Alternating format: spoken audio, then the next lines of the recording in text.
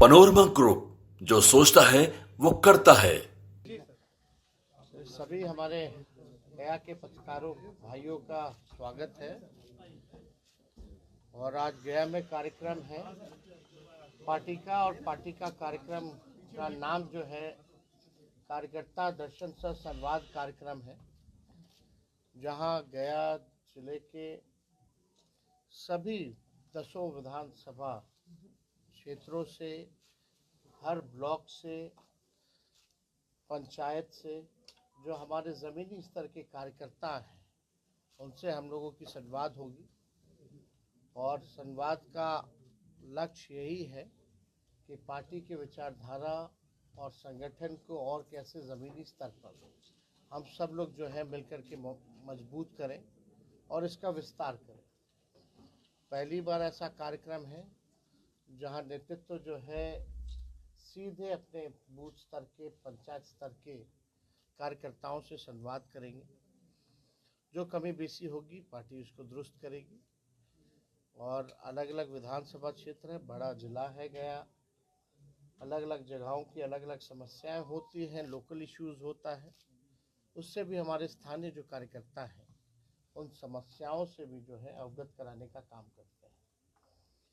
तो इस क्रम में हम लोग जो है गया आए हुए हैं, और मुझे विश्वास है कि पार्टी जो है और संगठन के रूप में और जो है मजबूत भी होगी, और इसका विस्तार भी बूथ लेवल तक जो है होगा, वार्डों तक जो है इसका हम लोग विस्तार करने का काम करेंगे। नीति आयोग का रिपोर्ट है, उसमें नीति आयोग की रिपोर्ट में देखिएगा बिहार जो है बेरोजगारी में, गरीबी में, पलायन में अव्वल राज्यों में है। महंगाई सबसे बड़ी समस्या है। पूरा बिहार लगभग हम लोग घूमेंगे, इसके बाद 4-5 ही जिला बचेगा। महिलाओं से भी हम लोगों का संवाद चल रहा है, और महिलाओं का यही कहना है कि महंगाई की मार जो है वो लोग झेल रही है। हर चीज़ महंगा हो गया है, लोग जो है परेशान है। छात्र नौजवान परेशान है पेपर लीक से, नौकरी नहीं है, बेरोजगारी चरम पर है। थाना ब्लॉक चले जाइए तो बिहार जो है भ्रष्टाचार के मामले में ये गंगोत्री बन चुका है। हर लेवल पर करप्शन जो है नीतीश जी के राज में चरम पर पहुंच चुका है। लोग भ्रष्टाचार से, घूसखोरी से लोग जो है परेशान हो चुके हैं। आप देखिएगा लॉ एंड ऑर्डर की स्थिति, तो अपराधी जो है बेलगाम हो चुके हैं। यहाँ क्रिमिनलों का डिसऑर्डर हो चुका है लॉ एंड ऑर्डर का। किसान जो है परेशान है, यूरिया खाद जो है मिल नहीं रहा, बिचौलिया जो है वो फसल ले रहे हैं, इससे भी बड़ी निराशा किसानों में भी है। हर एक वर्ग के लोग जो है इस मौजूदा सरकार से परेशान हो चुके हैं। जनता ने 20 साल मौका दिया। 20 साल कोई मामूली समय नहीं होता, और 11 साल केंद्र में। यहाँ बिहार के भी मंत्री हैं केंद्र में। आप देखिएगा लगातार डबल इंजन की सरकार चल रही है, 2-2 उप मुख्यमंत्री हैं, फिर भी इस सरकार में कोई काम नहीं हो रहा। हम लोगों का जब 17 महीने जो कार्यकाल था, वही छात्र अभ्यर्थियों के चेहरे पर खुशियां होती थी, उम्मीद होती थी। वही गांधी मैदान पटना का लोगों के हाथ में नियुक्ति पत्र मिलता था, रोजगार मेला लगता था। आज वही गांधी मैदान में अभ्यर्थियों को पकड़ पकड़ के पीटा जा रहा है ठंड में। लोगों के आंख में आंसू है, निराशा छाई हुई है। हम लोगों ने 17 महीने में 5 लाख लोगों को सरकारी नौकरी, 3 लाख नौकरी प्रक्रियाधीन, ये वही प्रक्रियाधीन नौकरियां हैं जो बीपीएससी का भी निकल रहा है। 4.5 लाख नियोजित शिक्षकों को हम लोगों ने राजकीय कर्मी का दर्जा हम लोगों ने दिया। आईटी, स्पोर्ट्स, टूरिज्म पॉलिसी हम लोगों ने बनाया। गया के लिए हम सब लोगों ने, आप जानते हैं कितना रोड, पुल, पुलिया हम लोगों ने देने का काम किया। विष्णुपद जो मंदिर है उसका भी जो ओवरब्रिज जो बनना है, जो और उसका सौंदर्यीकरण जो करना है, इंफ्रास्ट्रक्चर बेहतर करना है, वो हमारे डिपार्टमेंट से ही किया जा रहा है। कई बार हम लोगों का गया भी आना हुआ, टूरिज्म के क्षेत्र को लेकर के जो भी हम लोगों ने किया, जो फंड हम लोगों ने अलॉट किए गया में, उसमें भी हम लोगों ने विशेष तौर पे यहाँ का ध्यान रखा। आप लोग देखिएगा, जितने आंगनबाड़ी हो, तालमी मरकज हो, विकास मित्र हो, टोला सेवक हो, शिक्षा मित्र हो, ममता आशा, इनके आय को भी हम लोगों ने दुगुना किया उस 17 महीने की सरकार में। 50,000 करोड़ का निवेशकों को बुला करके हम लोगों ने MOU साइन कराया उस 17 महीनों में। पहली बार देश में जाति आधारित गणना हुई उस 17 महीने में, और पहली बार देश में सबसे ज्यादा 75% आरक्षण की सीमा हम लोगों ने बढ़ाने का काम किया। 65 + 10% EWS का एज इट इज हम लोगों ने रखा। तो जो काम उस 17 महीने में हुआ, आज 1 साल से ज्यादा हो गया इस NDA सरकार को। 2 बीजेपी के उप मुख्यमंत्री हैं, यहाँ के केंद्र मंत्री हैं। एक उपलब्धि अगर कोई बता दे उन लोगों की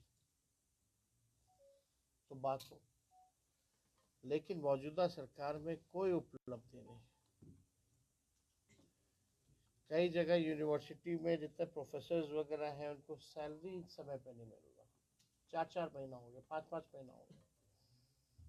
मुख्यमंत्री यात्रा पे निकलते हैं तो 3 बार तो नाम बदला जाता है यात्रा का, लेकिन ताजुब की बात है कि अपनी जनता मालिक से संवाद करने के लिए 2 अरब 25 करोड़ 78 लाख रुपए खर्च करना पड़ रहा है।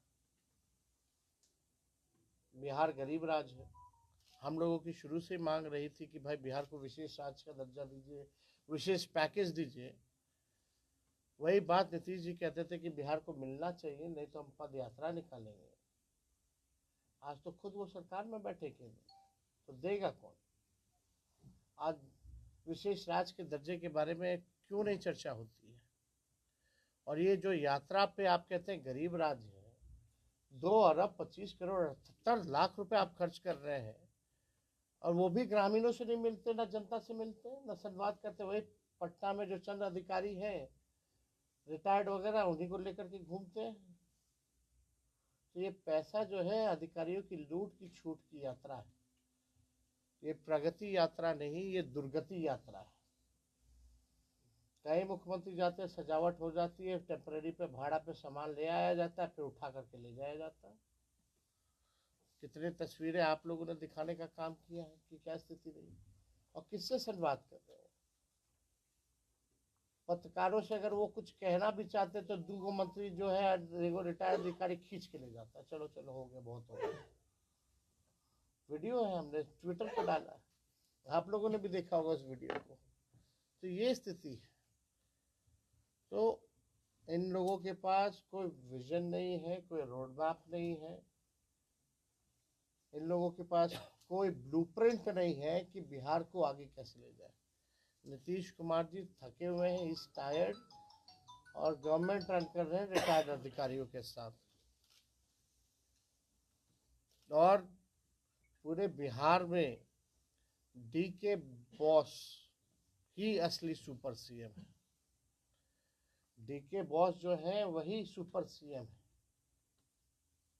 और आप कह सकते हैं कि जितना ब्लॉक थाना में भ्रष्टाचार हो रहा, ही इज द बेनिफिशियरी।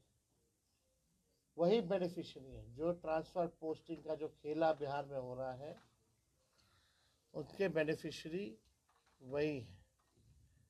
मुख्यमंत्री केवल अब उनका चेहरा आगे करके कुछ लोग जो है सरकार जो है रन कर रहे हैं।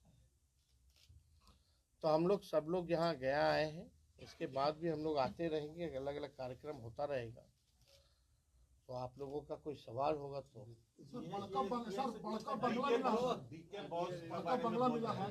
डीके बॉस के बारे में बोल रहे हैं, खुलासा आज नहीं, आने वाले समय में हम जरूर करेंगे, और हमारे पास एविडेंस है, पुख्ता चीजें कैसे ये खेला हो रहा है, डीके बॉस कैसे वसूली हो रहा है, डीके टैक्स कैसे लग रहा है बिहार में, इसके बारे में जरूर सबके सामने सार्वजनिक हम जरूर करेंगे। ये सर दिल्ली में आरजेडी की भूमिका क्या है? हम लोग चुनाव अखिलेश जी तो नहीं, हम कांग्रेस के बजाय आम आदमी पार्टी को हम लोग चुनाव नहीं लड़ रहे हैं। तो इंडिया गठबंधन का क्या मतलब स्ट्रक्चर रह गया है?